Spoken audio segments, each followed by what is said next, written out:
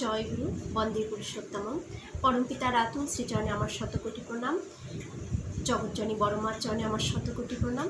পরম পূজ্য পাদশ্রী বরদাস শ্রীচরণে আমার শতকোটি প্রণাম। পরম পূজ্য পাদশ্রী আচার্য দেবের শ্রীচরণে আমার শতকোটি প্রণাম। আপনাদের সবাইকে আমার আন্তরিক আনন্দিত জয়গুরু। যারা আমার ভিডিও আজ প্রথম দেখছেন তাদের সুস্বাগতম আমার এই চ্যানেলে। আপনাদের আন্তরিক আনন্দিত জয়গুরু জানাই। সবাইকে পাশে থাকবেন। জয়গুরু। আজকে আমি যে বিষয়ে আলোচনা করব, আমাদের ভেতরে এটা সবার একটা দ্বিধা প্রশ্ন থেকে যায় যে বাসি বিছানায় বসে কি ইষ্টভীতি করা যায়? বাসি বিছানায় ইষ্টভীতি করলে ঠাকুর কি সেটা গ্রহণ করে থাকেন? এটা কি করা উচিত?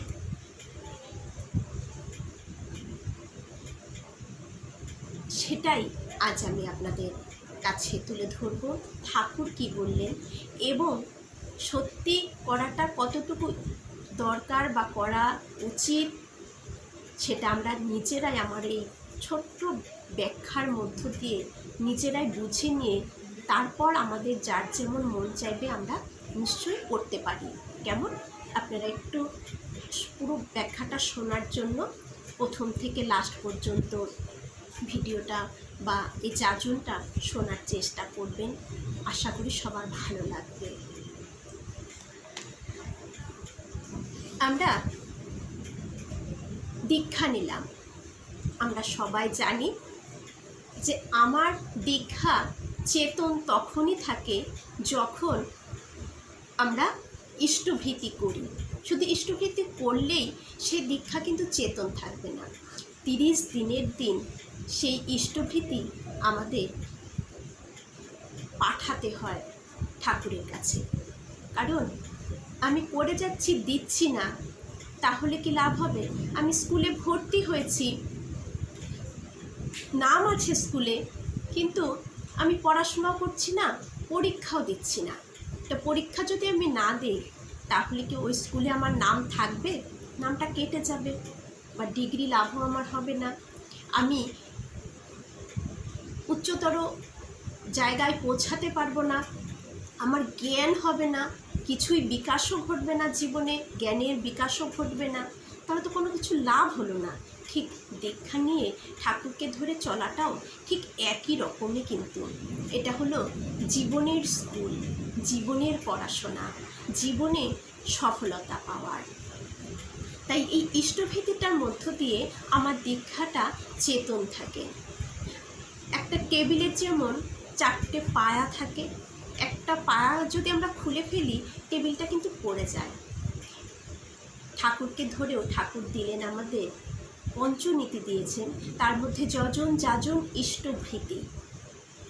একটা অবর্তন মানে কিন্তু আরেকটি সম্পূর্ণ হয় না। তো যাই হোক, ইষ্টভীতিটা আমাদের রোজ করাই লাগে। ঠাকুর নির্দিষ্ট একটা সময়ও বলে দিয়েছেন, তারপরেও করা যায়। এখন প্রশ্ন হচ্ছে, ভোরে বিছানায় বসে কি ইষ্টভীতি করতে পারি? এই প্রশ্নের উত্তরটা শুনে অনেকেই হয়তো ভাববেন যে উত্তরটা তো আমার শোনা হয়ে গেছে, আর আলোচনাটা শুনবো না। কিন্তু আমি সবার কাছে একান্তভাবে অনুরোধ করব, কথার উত্তরটা জানার পরেও আপনারা বিস্তারিত আলোচনাটা শুনবেন।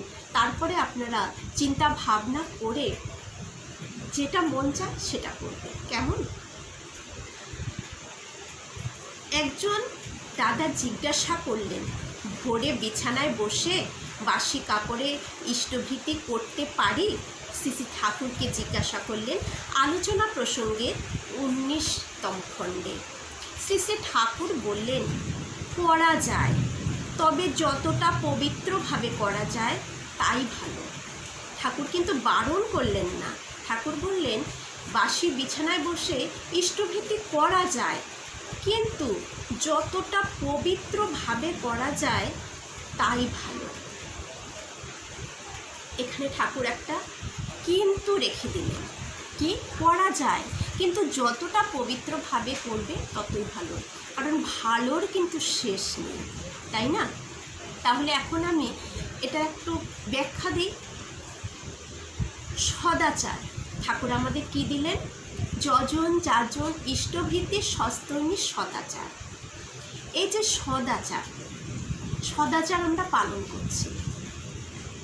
আমরা রান্নাঘরে যে রান্না করতে যাচ্ছি তখন আমরা পরিষ্কার পরিচ্ছন্নভাবে যাচ্ছি। আমরা যখন টয়লেটে যাচ্ছি, টয়লেট থেকে কি আমরা ওই জামা কাপড়ে বা হাত পা ভালো করে না ধুয়ে আমরা কি ভোজনাদি রান্না করি, তৈরি করে থাকি? নাকি আমার স্বামী সন্তানকে সেইভাবে খেতে দিই না? তো কেন দিই না? কারণ জীবাণু থাকে বলে। আমরা কি করি? হাতে পায়ে সাবান দিয়ে হাত পা ধুয়ে নিই, জামা কাপড় চেঞ্জ করি, তারপর আমরা রান্নাঘরে যাই, রান্না করি, যে কোনো কাজই করি। ঠাকুরকে যখন পুজো দিচ্ছি, রোজকার নিত্যদিনের যে পুজো দিচ্ছি, তখন কি স্নান না করে ওই নোংরা জামা কাপড় বা আগের দিন যেটা পরেছিলাম সেটা পরে কি আমি ঠাকুর পুজো দিচ্ছি? ফুল চন্দন দিয়ে যে পুজোটা আমরা রোজ দিচ্ছি সেভাবে কি দিচ্ছি না। কিভাবে দিচ্ছি? স্নান করে শুদ্ধ বস্ত্রাদি পরে তারপর আমরা আসনে বসে পবিত্রভাবে পুজো দিচ্ছি।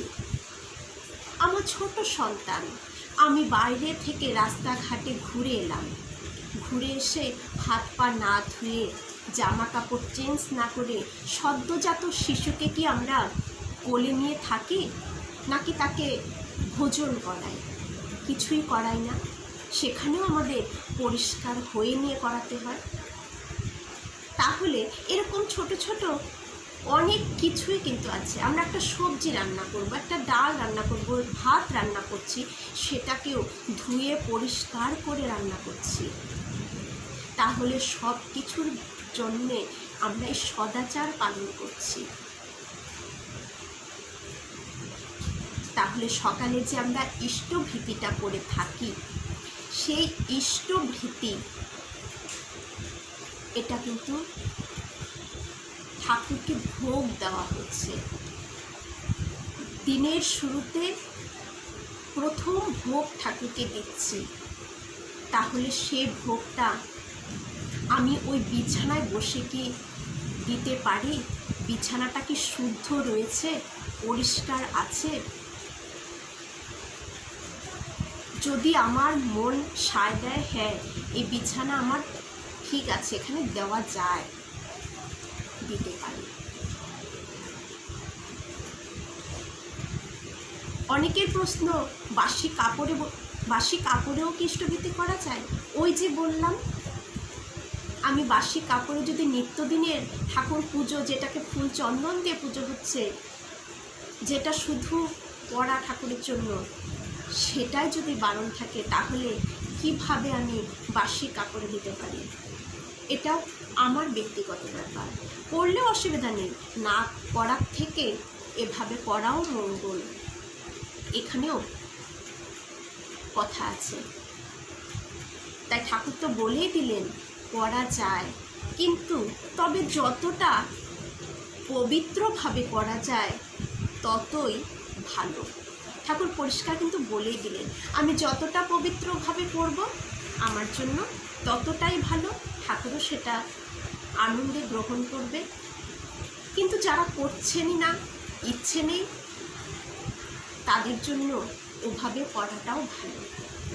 তবু তো হচ্ছে, হতে হতেই একদিন সঠিক নিজেরই ইচ্ছে জাগবে যে না, এভাবে করা উচিত নয়। আমি ঠাকুরকে ভোগ দিচ্ছি, কেন সেটা বাসি বিছানায় যেমন তেমন করে দেব?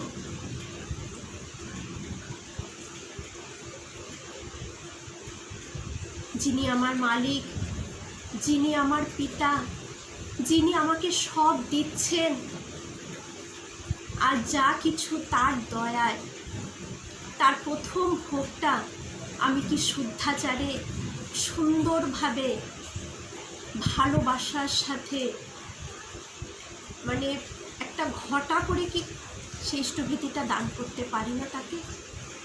সেই ইষ্টভীতির অর্ঘ্যটা কি তাকে দিতে পারি না? নিশ্চয়ই পারব, নিশ্চয়ই পারবো তো। যাই হোক, তাহলে আমরা এখানে উত্তরটা পেয়ে গেলাম। যদি মন চায় যে আমি শুদ্ধাচারে রয়েছি, এখানে বসে করতে পারবো, নিশ্চয়ই করতে পারবো, কোনো অসুবিধা নেই। না করার থেকে ওভাবে করাটা অনেক মঙ্গল আমাদের জন্য। আমি এরপরে আরও কিছু ভিডিও বানাবো, যেগুলো ছোট ছোট জিনিসগুলো আমাদের খুব জানা দরকার। আমি চেষ্টা করছি ঠাকুরের বিভিন্ন গ্রন্থাদি পড়ে সঠিকটা আপনাদের কাছে পরিবেশন করার। ঠাকুরের গ্রন্থাদি রয়েছে, বিভিন্ন বিষয়ে ভাগবত গ্রন্থ রয়েছে, গীতা রয়েছে, সব কিছু থেকেই আমি সারমর্মটা আপনাদের জানানোর চেষ্টা করব। আপনারা পাশে থাকবেন। আপনাদের সকলের ইষ্টোচ্ছল মঙ্গলময় জীবনের প্রার্থনা আমার পরম দয়ালের রাতুল পাদপদ্মে রইল। খুব ভালো থাকবেন আপনারা। সর্বাঙ্গীন মঙ্গল প্রার্থনা রাখছি। জয় গুরু, বন্দে পুরুষোত্তম।